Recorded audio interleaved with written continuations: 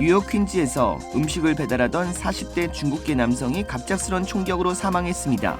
맨해튼에서는 60대 아시아계 여성이 길거리에서 남성에게 폭행을 당하는 일이 벌어졌습니다.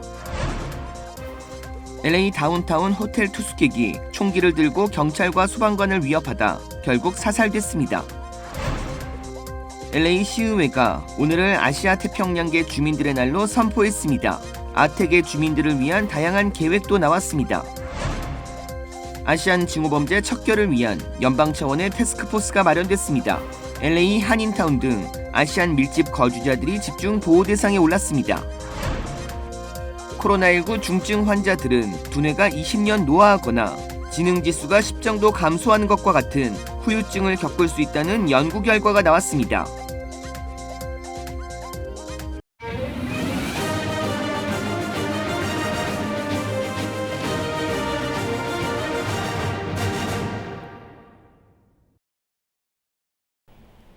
시청자 여러분 안녕하십니까? KBS 아메리카 뉴스입니다. 뉴욕 퀸즈에서 음식을 배달하던 40대 중국계 남성이 갑작스런 총격으로 사망했습니다. 맨해튼에서는 60대 아시아계 여성이 길거리에서 의문의 남성에게 폭행을 당하는 일이 벌어졌습니다. 제1사 뉴욕 KBTV 전상희 기자가 보도합니다. 퀸즈 포레스트 힐에서 음식을 배달하던 45세 중국계 남성이 갑자기 날아든 총격을 받아 사망하는 사건이 발생했습니다. 피해 남성인 옌 지웨는 지난 주말 밤 9시 30분쯤 스쿠터를 타고 자신이 근무하던 퀸즈 중국 음식점 그레이트 월을 나섰다가 해당 음식점에서 불과 0.5마일 떨어진 퀸즈 포레스트 힐 108스트릿에서 의문의 총격을 받았습니다. 피해 남성은 즉시 엘머스트 병원으로 옮겨졌지만 사망했습니다. 옌 지웨는 그레이트 월에서 20년간 근무했으며 평소 성실하고 주변에 친절했던 인물로 전해지고 있으며 배달 일을 하며 아내와 3명의 어린 자녀를 부양했던 것으로 드러나 더욱 안타까움을 주고 있습니다. 한편 맨하탄 첼시 부근 9에비뉴와 웨스트 19 스트리트 지점에서 68세 아시아 여성이 길 한복판에서 의문의 남성으로부터 폭행을 당하는 영상을 뉴욕시경이 공개했습니다. 뉴욕시경이 공개한 CCTV 영상에 따르면 여성이 횡단보도를 건너다 자신을 쫓아오는 남성을 발견하고 놀라 달아났는데 남성은 여성을 쫓아가 주먹으로 가격했으며 여성은 그 자리에서 쓰러졌고 용의자는 현장에서 도주했습니다. 피해자는 갈비뼈 등의 타박상을 입고 심한 허리 통증을 호소해 레녹스 헬스 그리니치 병원으로 이송됐습니다. 여성이 구체적으로 아시아 중 어느 국가 계통인지 명확히 공개되지 않은 가운데 뉴욕시경은 증오범죄 태스크포스 팀에서 해당 사건을 조사하고 있으며 여성을 이유 없이 강타한 CCTV 화면 속의 용의자를 공개 수배한다고 밝혔습니다. KBTV 뉴스 전상입니다. LA 다운타운 호텔 투숙객이 총기를 들고 경찰과 소방관들을 위협하다 결국 사살됐습니다. 오늘 오전 8시 30분쯤 응급치료가 필요하다는 신고를 받고 구급대원들이 다운타운의 로슬린 호텔로 출동했습니다. 하지만 투숙객이 구급대원들에게 총을 휘두르자 다시 경찰이 출동했고 이 남성은 호텔방으로 들어가 총기를 들고 경찰에 저항했습니다.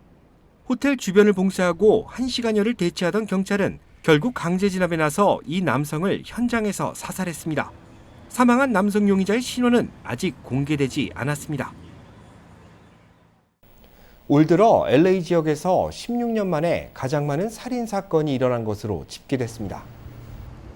LAPD 집계 결과 올 들어 지난달까지 LA에서 발생한 살인 사건은 모두 122건으로 지난해보다 6건이 늘었습니다. 이 같은 수치는 지난 2006년 이후 16년 만에 가장 많은 것입니다. 경찰은 올 들어 폭력 조직 간 분쟁이 총기 폭력 사태로 번지는 경우가 많아 피해자가 늘었다고 밝혔습니다. 한편 살인 외에도 강도 사건이 지난해보다 19% 늘었고 빈집털이 등 절도가 8% 증가했습니다. 또 자동차 도난 건수도 지난해보다 13% 늘어난 것으로 집계됐습니다. LA 시의회가 오늘을 아시아 태평양계 주민들의 날로 선포했습니다. 아태계 주민들의 권익 향상을 위한 계획도 나왔습니다. 보도에 윤범수 기자입니다. I'm very proud to join with the City Council today to declare May 3rd AAPI LA Day. 아태 LA의 날, 미 전국적으로 5월을 아태 문화유산의 달로 삼아 기념하던 것에서 한 발 더 나아간 것으로 사회적 측면에서 아태계 지역 주민들의 권익 향상을 도모하고자 하는 목적을 담았습니다. 공식일 선포는 한인 시의원인 존 리와 또 다른 아시안계 시의원인 니디아 라먼이 적극 주도해 성사시켰다는 점에서 이전과는 달라진 아시안 커뮤니티의 위상을 상징하는 의미가 있습니다. AAPI LA Day is our chance in this city to spotlight the voices of the AAPI community in Los Angeles and beyond. LA시는 또 증오범죄 대응을 위한 구체적인 행동 계획 아태 LA 이니셔티브도 출범시켰습니다. 오늘 공개된 웹사이트를 통해 증오범죄 근절과 미국 내 아시안 역사를 존중하기 위한 다양한 계몽 캠페인과 사업들이 전개될 예정입니다. 이번 기념일 선포와 이니셔티브 출범은 아태계 커뮤니티 입장에선 상당한 정치적 성과입니다. 실제 LA시는 증오범죄가 급증한 팬데믹 기간 커뮤니티의 의견을 반영해 시정부 산하의 인권평등 부서를 신설했고 18개 언어로 제작된 공익 광고를 4,200회 이상 내보내는 등 아태계 권익 보호와 평등 정책에서 미 전역에서 가장 앞서가고 있다는 평가를 받고 있습니다. A 76% increase in anti-AAPI hate crimes. And bigotry impacted people's livelihoods too. Because at the start of the pandemic, Asian-owned businesses reported as much as an 80% reduction in customers. So to address these and other challenges, to increase representation and opportunity and better support, we created AAPI LA. 아태계 커뮤니티의 권익 향상을 위한 노력은 오늘 LA시의 공식 선포를 계기로 더욱 탄력을 받게 됐습니다. KBS 뉴스 윤범수입니다. 아시안 증오범죄 척결을 위한 연방 차원의 태스크포스도 마련됐습니다. LA 한인타운 등 아시안 밀집 거주자들이 집중 보호 대상에 올랐습니다. 김경희 기자가 취재했습니다. 팬데믹과 함께 아시안을 향한 증오범죄가 확산됐습니다. 아시안 증오범죄는 지난 2020년 4,632건에서 2021년 6,273건으로 30% 가까이 증가했습니다. LA 한인타운을 관할하는 지미 고메즈 34지구 연방 하원 의원은 인종차별인 아시안 증오범죄와 싸우기 위한 태스크포스를 오늘 출범시켰습니다. The American people are as diverse as the people who have come to this country generation after generation to live up to the ideal of what it means to be an American. And no matter where you're from, no matter the God you worship or the color of your skin, you will have a place here in the United States. 34지구는 LA 한인타운을 포함해 차이나타운, 리틀도쿄, 방글라데시 등 다양한 아시안들의 분포가 미국에서 가장 높은 곳입니다. 아시안 증오범죄 척결을 위한 태스크포스가 LA 한인타운에 집중되면서 한인들도 편하게 한국어로 신고할 수 있게 됐습니다. 그동안 영어로 신고해야 하다 보니 LA 한인타운의 신고율은 10% 미만에 그쳤습니다. 경찰서 가서 리포트도 제대로 못하고 그래서 한인회를 찾아오시는 분들이 많은데 이제 코리아타운에서 어떤 일들이 벌어지는지 그래도 이거를 좀 덜 생기게끔 이제 좀 생각을 해보고 그 우리 컨그레스맨들이 그걸 도와주는 게 좀 중요하다고 생각해요. LA 한인타운에 집중된 증오범죄 대처 태스크포스는 학생들에게도 도움이 될 것으로 기대됩니다. 지역에 있는 아시안 헤이트 크라임 관련된 현안을 가지고 토론도 하고 그리고 최종적으로는 필요한 점을 이제 법안으로 상정을 해서 통과를 시킨다는 목적을 가지고 한다는 것은 우리 청소년들에게 큰 희망을 준다고 저는 생각을 하고 있습니다. 증오범죄 피해 한국어 신고는 LA 한인회와 KYCC로 하면 됩니다. 태스크포스에는 10여 개의 아시안 단체가 포함되어 있으며 3개월마다 연방 하원 등과 만나 LA 지역 증오범죄와 해결책을 논의합니다. KBS 뉴스 김경일입니다. 국내 기업들의 인력난이 절정에 달한 것으로 나타나 인플레이션이 지속될 것으로 우려되고 있습니다. 노동부가 공개한 3월 구인 이직 보고서를 보면 기업들의 구인 건수는 1,155만 건으로 2월보다 20만 5천 건 증가했습니다.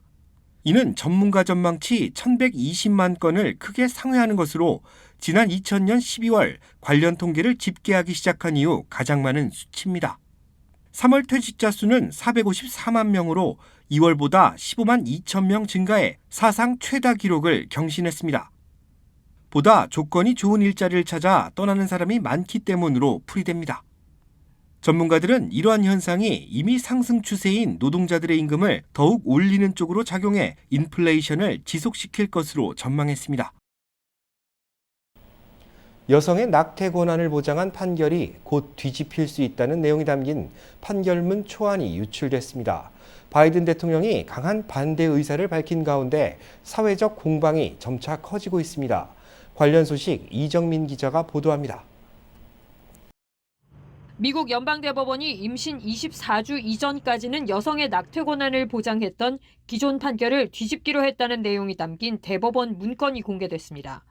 미국 정치 전문 매체 폴리티코가 입수한 대법원 내 다수 의견서 초안에는 여성의 낙태 권한을 인정한 1973년 판결은 논리가 약하고 분열만 키우는 결과를 낳았다며 판결을 뒤집기로 했다는 내용이 담겼습니다.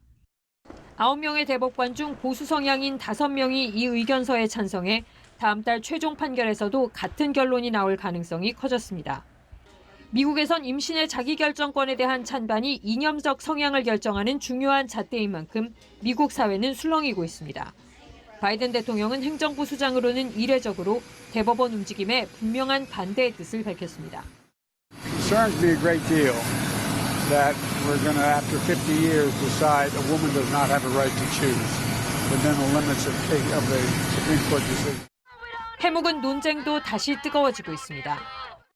결정문 초안이 공개된 직후부터 연방 대법원 앞에는 낙태를 찬성 그리고 반대하는 사람들 수백 명이 모여서 이렇게 시위를 벌이고 있습니다. People should be able to decide when they want to have children, how many children they want to have. Human is a human. I believe that it deserves equal rights along with children, infants, etc. 미국 내 정치권 공방도 거세지며 이 문제가 오는 11월 중간선거 표심에 영향을 줄 거란 전망도 나옵니다. 대법원 측은 최종 입장은 아직 결정되지 않았다면서도 극히 이례적인 판결 초안 유출에 대해선 극악무도한 일이라며 날을 세웠습니다. 워싱턴에서 KBS 뉴스 이정민입니다. 대중교통에서 마스크 착용 의무화를 폐지한 법원 판결에도 불구하고 질병통제예방센터 CDC가 비행기나 기차, 버스에서 마스크를 착용할 것을 거듭 권고했습니다. CDC는 현재 코로나19 추세와 향후 전망을 근거로 권고안을 만들고 있다면서 이같이 밝혔습니다. CDC는 최근 코로나가 다시 확산 조짐을 보이는 점을 감안할 때 어른뿐 아니라 2살 이상의 사람들은 누구나 대중교통을 이용할 때 몸에 꼭 맞는 마스크를 착용해야 한다고 강조했습니다. CDC는 또 이 권고안은 비행기나 기차, 버스뿐 아니라 공항과 기차역 내에서도 적용된다고 덧붙였습니다.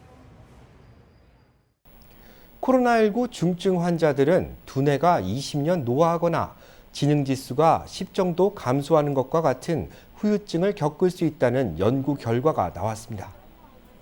영국 임피리얼 칼리지와 케임브리지대 공동 연구 결과 코로나19 입원 환자들은 인지능력 손실이 50세에서 70세가 될 때와 비슷하고 두뇌 처리 속도 하락은 IQ 10을 잃는 것과 비슷한 것으로 나타났습니다. 연구진은 코로나19 입원 환자들이 단어를 떠올리는데 어려움을 겪었고 문제 처리 속도도 느린 인지장애 증상을 보였다고 밝혔습니다.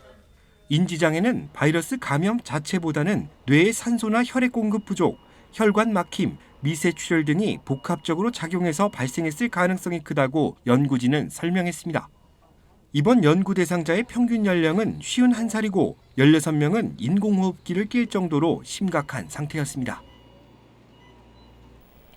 뉴욕을 중심으로 유행 중인 스텔스 오미크론 하위 변이가 한국에서도 발견됐습니다. 방역당국은 코로나19 유행이 당분간 감소세를 유지할 것으로 판단하면서도 변이에 대한 우려를 거두지 않고 있습니다. 이현정 기자가 보도합니다. 미국 뉴욕을 중심으로 유행 중인 스텔스 오미크론 하위 변이가 국내에 유입됐습니다. 지난달 미국에서 입국한 50대 여성인데 3차 접종까지 마친 상태였습니다. 독성이 더 강하다는 증거는 확인되지 않았지만 전파 속도는 기존의 스텔스 오미크론보다 최대 27% 더 빠른 것으로 추정됩니다. 어제 0시 기준 코로나19 신규 확진자는 5만 1,131명으로 2주 전에 절반 수준으로 줄며 감소세를 이어가고 있습니다. 방역당국은 유행 감소세가 한 달 정도 지속될 것으로 내다보면서도 어떤 변이가 나타나 영향을 미칠지 예측하기 어렵다고 밝혔습니다. 감소의 경향은 앞으로 한 달 정도 이상 계속될 것으로 생각합니다. 변이는 발생할 수 있고 또한 그 사람의 항체 수준도 감소할 수 있기 때문에 여기에 대해서는 적절한 대응이 필요합니다. 겨울로 접어들기 시작한 남아프리카 공화국도 오미크론 하위 변이의 기세가 심상치 않습니다. 아직 국내에 보고되지 않은 하위 변이의 영향으로 확진자가 큰 폭으로 늘었는데 백신 효과가 떨어질 수 있다는 분석도 나왔습니다. 방역당국은 실외 마스크 의무가 해제되고 야외 활동이 늘어나는 상황에서 고령층을 중심으로 한 백신 추가 접종을 거듭 강조했습니다. KBS 뉴스 이현정입니다. 한국 대통령직 인수위원회가 윤석열 정부 국정 운영의 바탕이 될 110개 국정과제를 공개했습니다. 다시 도약하는 대한민국, 함께 잘 사는 국민의 나라라는 비전 아래 상식이 회복된 반듯한 나라 등 6개 국정 목표도 제시됐습니다. 관련 소식 강병수 기자가 보도합니다. 인수위는 새 정부 국정과제 곳곳에서 문재인 정부와 차별화를 내세웠습니다. 가장 먼저 눈에 띄는 건 탈원전 정책의 전면 폐기입니다. 중단됐던 신한울 3, 4호기 건설을 재개하고 적극적인 원전 수출에 나서겠다고 했습니다. 부동산 정책 변화도 예고했습니다. 태어나 처음 집을 사는 경우는 빌리는 대출금 한도를 집값의 최대 80%까지 확대하기로 했습니다. 다주택자에 대한 중과세도 완화하기로 했습니다. 현재 정부에서 망가진 부분들을 제대로 복원하는 것이 굉장히 필요합니다. 부동산 시장 정상화하는 일들, 그리고 탈원전으로 무너진 산업 생태계를 복원하는 일. 현 정부 내내 갈등을 빚었던 법무부 장관의 수사지휘권을 폐지하고 검찰과 경찰도 공수처와 함께 고위공직자의 부패 범죄를 수사할 수 있도록 하겠다고 했습니다.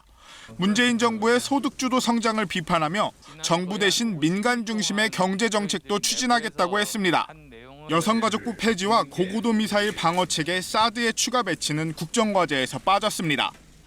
인수위는 모든 국정과제 이행을 위해선 209조 원의 추가 재원이 필요한 것으로 추산했습니다. 과제를 전달받은 윤석열 당선인은 새 정부의 대내외 환경이 녹록지 않다며 실천을 강조했습니다. 얼마나 실천할 수 있느냐가 더 중요합니다. 최선의 노력을 다해서 다시 도약하는 대한민국, 함께 잘 사는 국민의 나라를 만들 것입니다. 민주당은 현 정부가 추진한 정책과 성과를 모두 부정하려는 것으로 보인다며 실망과 우려의 뜻을 밝혔습니다. KBS 뉴스 강병수입니다. 우크라이나 침공 소식입니다. 민간인 대피 합의로 잠시 휴전 상태였던 마리우폴의 아조우스탈 제철소에 대한 러시아군의 공격이 재개됐습니다. 유럽연합이 러시아에 대한 석유 수입 금지 등 6차 제재를 준비하고 있는 가운데 러시아도 서방에 대한 보복성 제재로 맞섰습니다. 보도에 김기수 기자입니다. 마리우폴의 마지막 저항지 아조우스탈 제철소에 대한 러시아군의 대규모 공세가 다시 시작됐습니다. 우크라이나군은 러시아군이 탱크와 장갑차로 공격을 퍼붓고 있고 해안 쪽으로도 상륙을 시도하고 있다고 밝혔습니다.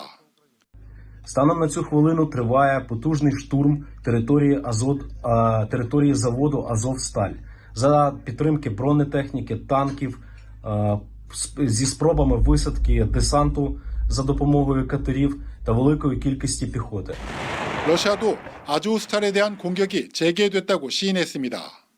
우크라이나군이 민간인 대피를 위한 휴전을 진지 구축의 기회로 이용했기 때문에 이를 파괴하기 위한 공격이라고 주장했습니다. 아조우스탈 제철소엔 군인 2천여 명과 민간인 수백 명이 갇혀 있는 것으로 알려졌습니다. 지난 주말 유엔과 국제적십자위원회는 100명 이상의 민간인을 대피시켰습니다. 러시아에 대한 국제사회의 제재도 더욱 강화되고 있습니다. 유럽연합은 러시아의 석유 산업과 은행 등을 겨냥한 6차 제재를 조만간 단행할 계획입니다. Estamos trabajando para preparar propuestas que permitan limitar las importaciones energéticas de Rusia, especialmente en lo que se refiere al petróleo. EU 제재에는 올해 말까지 러시아산 석유 수입을 금지하는 내용이 포함될 전망입니다. 이에 맞서 러시아도 비우호국에 러시아 제품과 원자재 수출을 금지하는 보복성 제재 조치를 내놨습니다. 지난 3월 러시아가 한국을 포함해 지정한 48개 비우호국이 제재 대상이 될 것으로 보입니다. 베를린에서 KBS 뉴스 김기수입니다. 이런 가운데 러시아 푸틴 대통령은 서방이 우크라이나에 무기 공급을 중단해야 한다고 주장했습니다. 이에 맞서 바이든 대통령은 우크라이나에서 러시아 전차를 격파한 미사일 제블린 공장을 찾아 격려했고, 영국 보리스 존슨 총리는 우크라이나 의회를 찾아 추가 군수 물자 지원을 약속했습니다. 이어서 김양순 기자의 보도입니다. 푸틴 러시아 대통령이 프랑스 마크롱 대통령과 5주 만에 가진 전화통화에서 서방의 우크라이나 무기 공급 중단을 촉구했습니다. 크렘린궁은 서방이 무기 공급을 중단해 우크라이나 정부가 잔혹한 행위를 멈추도록 압박해야 한다는 푸틴 대통령의 말을 전했습니다. 이에 대해 바이든 미 대통령은 보란 듯이 미 엘라베마주의 제블린 생산 공장을 찾았습니다. 미국이 우크라이나에 제공한 대전차 미사일 제블린은 곳곳에서 러시아 탱크를 격파시키며 전쟁의 톡톡한 수훈장 역할을 하고 있습니다. There's even a story about Ukrainian parents naming their children, not a joke, their newborn child, Javelin or Javelina, not a joke. 이어 바이든 대통령은 이는 민주주의와 독재 간의 전쟁이라며 미국과 서방은 우크라이나에 군수 물자 지원을 계속할 것이라고 강조했습니다. 보리스 존슨 영국 총리는 전쟁 이후 서방 지도자로는 처음으로 우크라이나 의회를 찾아 연설하며 우리 돈 5천억 원에 이르는 군수 물자 추가 지원을 약속했습니다.